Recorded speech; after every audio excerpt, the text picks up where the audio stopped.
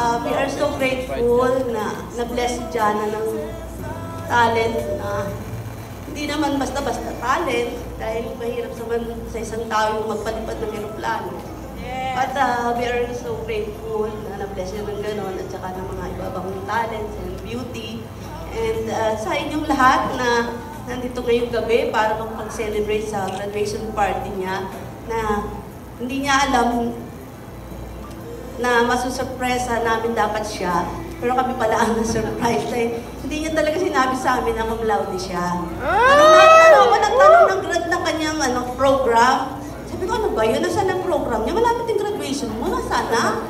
Tinatawag niya pala sa akin. Silang mag-ama lang ang nagbukas ng invitation. And then, yun, ngayon lang ko nalaman na ano siya cum laude.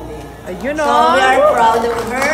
And Jana, kahit ano man ang marating mo, lagi ka magpapasalamat sa Diyos at saka maging humble, obedient, at pagpatuloy mo yung mabuting anak mo, magiging mabuting anak mo, maging grateful ka sa lahat ng tao, lalong-lalo na sa Panginoon na nagbigay sa atin ng lahat ng ito.